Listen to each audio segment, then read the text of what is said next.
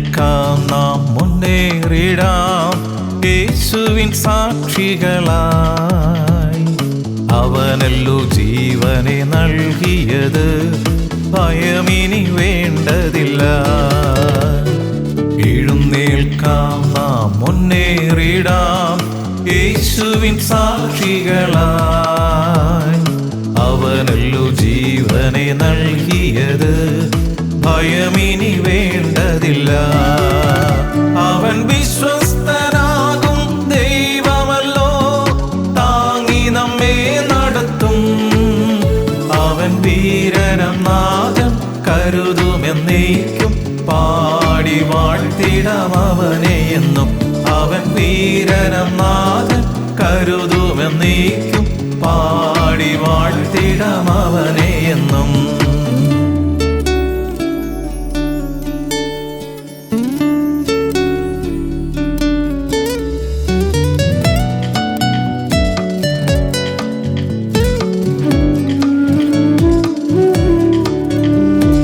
ക്രൂശിതനായി കർത്തൻ കാൽവരിയിൽ ജീവനെ നൽകിയതാ. ത്യാഗത്തെ ഓർത്തിടാം ഇന്നുമെന്നും, അവനല്ലോ രക്ഷയിൻ പാറ. ക്രൂശിതനായി കർത്തൻ കാൽവരിയിൽ ജീവനെ നൽകിയതാ.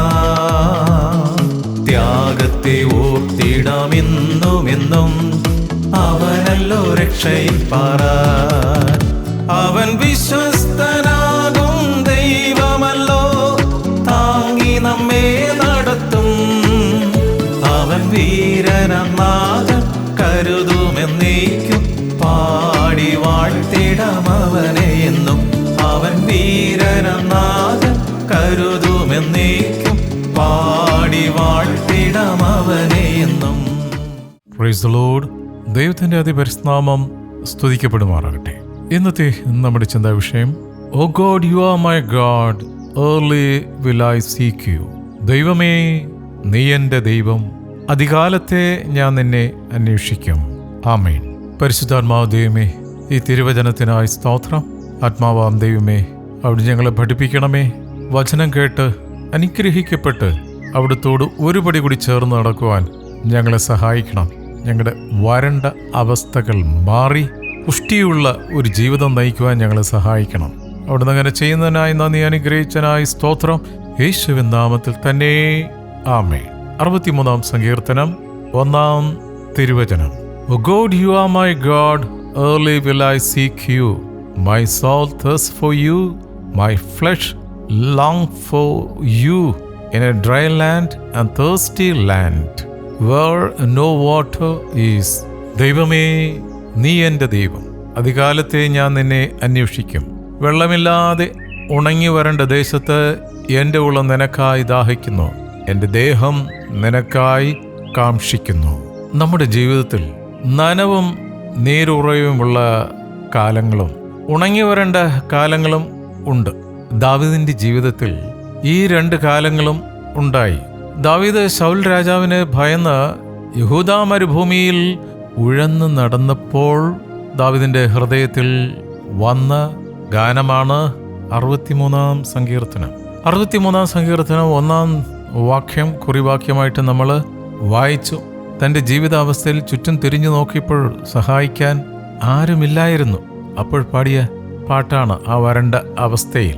ഇന്ന് പ്രകൃതിയിലുള്ള വരൾച്ച പോലെ പലരുടെയും ജീവിതം ഉണങ്ങി വരണ്ടിരിക്കുന്നു. ഭാര്യ ഭർത്താക്കന്മാർ തമ്മിലുള്ള ബന്ധത്തിലും, മാതാപിതാക്കന്മാരും മക്കളും തമ്മിലുള്ള ബന്ധത്തിലും, സഹോദരീ സഹോദരന്മാർ തമ്മിലുള്ള ബന്ധത്തിലും വരൾച്ച വർദ്ധിച്ചു വരികയാണ്. അകാരണമായി സ്വന്തക്കാർ നമ്മിൽ നിന്ന് അകലുമ്പോൾ നാം ഒരു വരണ്ട അവസ്ഥയിൽ എത്തപ്പെടുന്നു. നമുക്ക് ചുറ്റും ഉണ്ടാകൊണ്ടിരിക്കുന്ന ഒരു വരൾച്ചയുടെ അവസ്ഥയാണ്. അപ്രകാരം നമ്മുടെ ജീവിതത്തിൽ അനുഭവങ്ങൾ ഉണ്ടാകുമ്പോൾ നമ്മൾ എന്ത് ചെയ്യണം? ജീവിതത്തിലെ വരണ്ട അവസ്ഥകളിൽ ദാവീദ് എന്താ ചെയ്തെന്ന് വചനത്തിലൂടെ നമുക്കൊന്ന് നോക്കുന്നത് നന്നായിരിക്കും. സങ്കീർത്തനങ്ങൾ 63-ന്റെ 5-ഉം 6-ഉം വാക്യത്തിൽ ദാവീദ് പാടിയത് ഇങ്ങനെയാണ്: എൻ്റെ കിടക്കയിൽ നിന്നെ ഓർക്കുകയും ഞാൻ രാത്രിയാമങ്ങളിൽ നിന്നെ ധ്യാനിക്കുകയും ചെയ്യുമ്പോൾ എൻ്റെ പ്രാണന് മജ്ജയും മേധസ്സും കൊണ്ട് എന്ന പോലെ തൃപ്തി വരുത്തുന്നു. എൻ്റെ വായ സന്തോഷമുള്ള അധരങ്ങളാൽ അങ്ങേ സ്തുതിക്കുന്നു. രാത്രിയിൽ ആരോടും വെറുപ്പ് പുലർത്തി കിടക്കുവാൻ പോകരുത്. കിടക്ക നിർമ്മലമായിരിക്കണം. അത് ദൈവത്തെ ഓർക്കുവാനും നന്ദി പറയുവാനും ഉള്ള സ്ഥലമാവണം. മിക്ക പ്രവാചകങ്ങളിലൂടെ പരിശുദ്ധാത്മാവ് ദൈവം നമ്മളോട് സംസാരിക്കുന്നത് മിക്ക പ്രവാചകന്റെ പുസ്തകം 2-ാം അധ്യായം 1-ാം തിരുവചനം. കിടക്കമേൽ നീതികേട് നിരൂപിച്ച് തിന്മ പ്രവർത്തിക്കുന്നവർ കയ്യോ കഷ്ടം. അവർക്ക് പ്രാപ്തിയുള്ളതുകൊണ്ട് പുലരുമ്പോൾ തന്നെ അവർ അത് നടത്തുന്നു. ഈ അനീതി പ്രവർത്തിക്കാൻ പലർക്കും പല വിധത്തിലുള്ള കഴിവുകളാണ്. അത് രാത്രി കിടക്കുമ്പോൾ തന്നെ പ്ലാൻ ചെയ്ത് കിടക്കുകയാണ്. അങ്ങനെ ഒരു പ്ലാനിങ് കമ്മിറ്റിയിലുള്ള വ്യക്തിയാണോ സഹോദരി?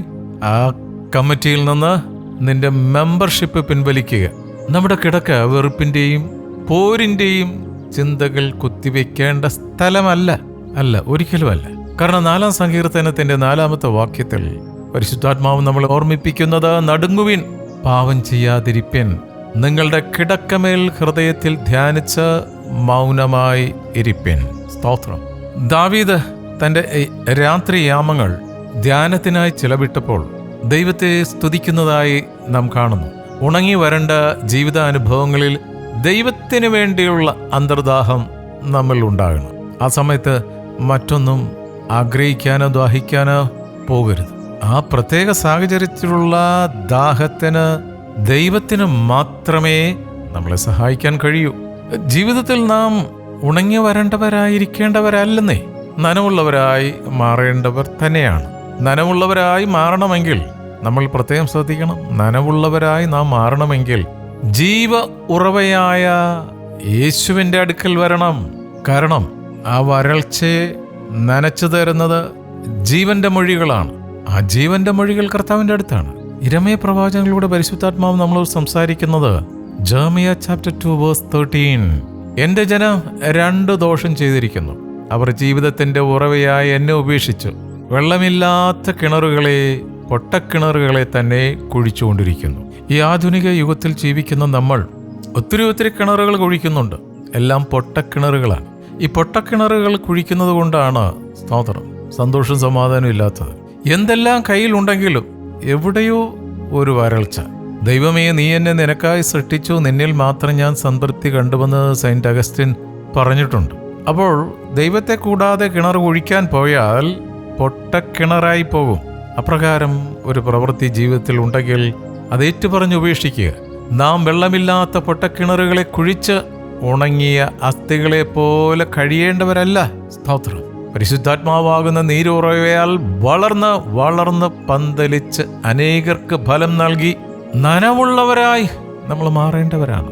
ഇപ്രകാരമുള്ള ഒരു നീരുറവ നമുക്ക് എങ്ങനെ നേടാൻ കഴിയും? കർത്താവ് പറയുകയാണ്, യോഹന്നാൻ 4:14, ഞാൻ കൊടുക്കുന്ന വെള്ളം കുടിക്കുന്നവനോ ഒരു നാളും ദാഹിക്കയില്ല. ഞാൻ കൊടുക്കുന്ന വെള്ളം അവനിൽ നിത്യജീവനിലേക്ക് പൊങ്ങി വരുന്ന നീരുറവ ആയിരിക്കും. ആമേൻ. വറ്റിപ്പോകാത്ത നീരുറവയിൽ നിന്നും കർത്താവ് തരുന്ന ജീവന്റെ ജലം നമുക്ക് കുടിച്ച് തൃപ്തരായി സന്തോഷത്തോടെ നമുക്ക് മുന്നോട്ട് പോകാം. ഈ വചനങ്ങളാൽ പരിശുദ്ധാത്മാവ് ദൈവം നമ്മളെ സഹായിക്കട്ടെ. പ്രാർത്ഥിക്കാം. സ്തോത്രം, സ്തോത്രം, സ്തോത്രം. കരുണാസമ്പന്നനായ സ്വർഗ്ഗപിതാവേ, ഞങ്ങളുടെ ആയുസിന്റെ ഒരു പ്രഭാതം കൂടെ കാണുവാൻ അവിടെ ഞങ്ങളെ ആകർഷിച്ചടിപ്പിച്ചതിനായി സ്തോത്രം. കഴിഞ്ഞ രാത്രിയിൽ ഉറക്കത്തിൽ ഉറങ്ങാതെ മയങ്ങാതെ ഞങ്ങളെ കാത്തു പരിപാലിച്ചത് കൊണ്ട് തിരുമുഖം കണ്ടുണരുവാൻ അവിടെ ഞങ്ങളെ അനുഗ്രഹിച്ചതിനായി സ്തോത്രം. ഇന്ന് അടിയങ്ങളോട് സംസാരിച്ച തിരുവചനം ഹൃദയത്തിൽ സംഗ്രഹിച്ചുകൊണ്ട് നീരുറവ വറ്റിപ്പോകാതെ, വരണ്ടുണങ്ങി ശുഷ്കിച്ചു പോകാതെ പുഷ്ടി പ്രാപിച്ച് നിത്യജീവന്റെ അവകാശികളായി ജീവിക്കുവാൻ ഞങ്ങളെ സഹായിക്കണം. ഈ ഭൂമിയിൽ ഞങ്ങൾ ജീവിക്കുമ്പോൾ ഞങ്ങളുടെ അനുദിന ജീവിതത്തിൽ ഉണ്ടാകുന്ന അനുഭവങ്ങളാൽ ഞങ്ങൾ വരണ്ടു പോകാതെ അങ്ങയിൽ ആശ്രയിച്ചു ശക്തിപ്പെട്ട് അങ്ങയോട് പറ്റിച്ചേർന്ന് ശക്തി പ്രാപിച്ച് മുന്നോട്ട് പോകാൻ ഞങ്ങളെ സഹായിക്കണം എന്ന് വചനം കേട്ട ഓരോ മക്കളെയും അനുഗ്രഹിക്കണം. കുടുംബമായി ഞങ്ങളെ അനുഗ്രഹിക്കണം. സഭയായി ഞങ്ങളെ അനുഗ്രഹിക്കുന്നതിനായി നന്ദി. ഞങ്ങളെ പ്രാർത്ഥനാ സഹായം ആവശ്യപ്പെട്ടിരിക്കുന്ന ഓരോ മക്കളെയും അനുഗ്രഹിച്ച് പ്രാർത്ഥിക്കുന്നു. വിശേഷാൽ കർത്താവെ, വിശ്വാസ ജീവിതത്തിൽ വന്നിട്ട് കുടുംബത്തിൽ പ്രശ്നമുള്ളവരുണ്ട് കർത്താവെ, പരസ്പരം സ്നേഹിക്കാനോ സഹകരിക്കാനോ അംഗീകരിക്കുവാനോ കഴിയാത്ത കുടുംബങ്ങളുണ്ട് കർത്താവെ. തകർച്ചയിലായിരിക്കുന്ന വ്യക്തികളുണ്ട്.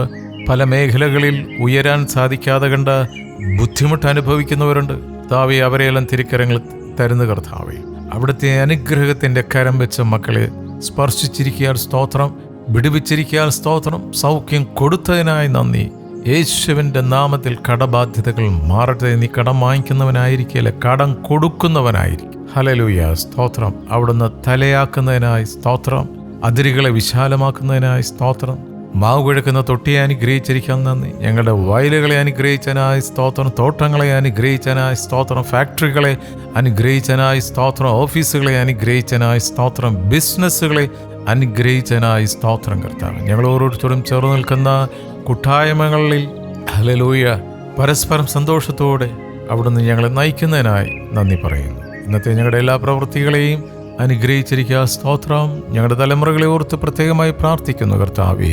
ഹല്ലേലൂയ, കാലഘട്ടത്തിൻ്റെതായ സകല ദുഷ്ടശക്തിയുടെ പ്രവർത്തനം കാണും കുഞ്ഞുങ്ങളുടെ ജീവിതം വരണ്ട അവസ്ഥയിൽ നിന്ന് നിർജീവ അവസ്ഥകൾ മാറി സജീവ അവസ്ഥയിൽ പുഷ്ടിപ്പെട്ട തലമുറകളായി ജീവിക്കാൻ അവരെ സഹായിക്കണം. ഒരിക്കൽ കൂടി ഇന്നത്തെ ദിനത്തിനായി നന്ദി. പ്രാർത്ഥന സഹായം ആവശ്യപ്പെട്ടിട്ടുള്ള ഓരോ മക്കളെയും പ്രത്യേകമായി ഓർത്ത് പ്രാർത്ഥിക്കുന്നു. പ്രാർത്ഥനയും യാചനയും കേട്ടിരിക്കാൻ നന്ദി അപ്പാ, യേശുവിൻ നാമത്തിൽ തന്നെ. ആമേൻ, ആമേൻ, ആമേൻ.